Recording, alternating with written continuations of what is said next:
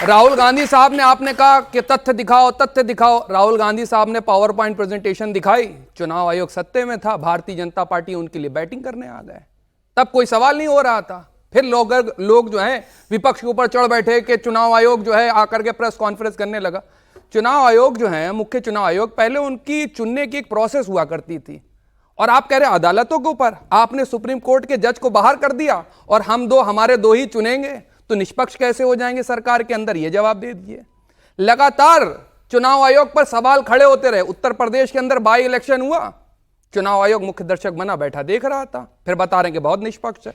ये तो सवाल लाजमी होगा, अगर वोट काटे जा रहे हैं तो यह सवाल लोकतंत्र के अंदर बंद कर देना चाहिए कि कितने लोग आ रहे हैं और कितने लोग नहीं आ रहे हैं। तो बंद कर दिए फिर लोकतंत्र की संस्थाओं को, क्योंकि भारतीय जनता पार्टी मौजूदा सरकार के अंदर है, अभी भी पूर्ण बहुमत की सरकार नहीं है, जो चाहिए वो करिए। 11 साल से क्या कर रहे थे?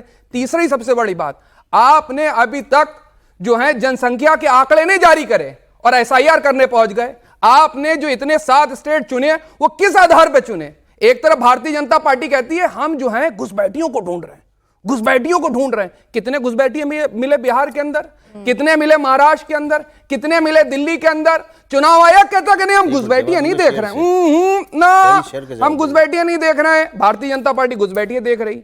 ये तो वो एसआईआर कर रहे हैं कि भाई जो लोग वोट देने जाएं उनके पहचान पत्र बने हो तो ना बने हो। सुनिए प्रोसेस देखिए, पर आपत्ति है, सुनिए खेल तो समझिए आप, समझाइए। अच्छा एक सेकंड सब यहाँ जनता, एक सेकंड सर बोल लीजिएगा, आपका टर्म आएगा, बोल लीजिएगा। बोले। आपको पता है जब ये इलेक्टोरल बॉन्ड लेकर के आए थे क्या कह रहे थे सदन के अंदर? निष्पक्ष प्रक्रिया, निष्पक्ष, बहुत निष्पक्ष है। उसके बाद क्या कहा सुप्रीम कोर्ट ने? और सुप्रीम कोर्ट के अंदर अगर सुनवाई चल रही है तो ये चुनाव आयोग वाले सब्र नहीं कर सकते हैं। अरे तो किस दबाव के अंदर है?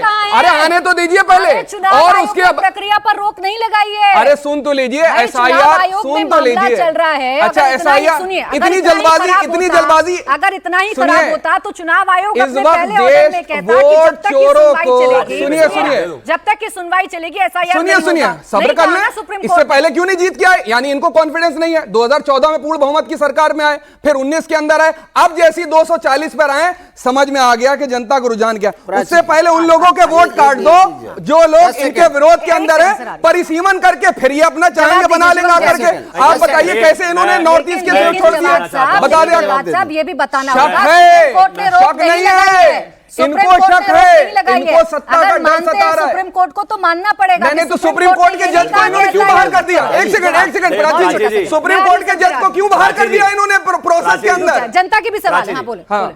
वो बात है ना कि ना अनपढ़ रहे ना काबिल हुए, हम खाएं जिंदगी हम तेरे स्कूल में दाखिल हुए। मतलब अनपढ़ रह जाते या काबिल हो जाते, कुछ तो कर लेते। अब प्रॉब्लम यह है कि रिटोरिकल जुमलेबाजी में आनंद तो आता ही है, क्योंकि डेटा तो कुछ देना ही नहीं है। वो तो भारतीय जनता पार्टी का प्रोसेस है, जुमलेबाजी में तो आप बताओगे। लेकिन जुमलेबाजी में जितना कुछ हो सके उतना कर दो। नहीं, आदरणीय प्रधानमंत्री जी सवाल उठाते थे चुनाव भाई, आप बताइए, मैं 2014 में जीता।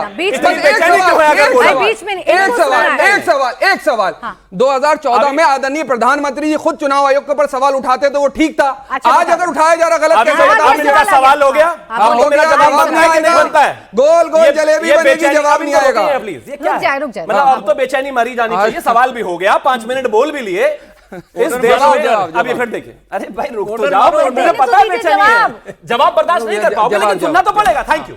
अब इस देश में सबसे पहले मैं एक चीज कहना चाहता हूं कि ये जो बेईमानी, ये जो इलेक्शन कमीशन की चोरी, ये एसआईआर, ये सब इसकी वजह से सबसे पहले एक चीज कहना चाहता हूं। 2014 से जब से भारतीय जनता पार्टी इस देश में आई है, 44 चुनाव हम जीते हैं और 30 चुनाव वो जीते हैं। जब 30 चुनाव जीते हैं तब तो तुरंत नए कपड़े पहन के शपथ लेने चले जाते हैं।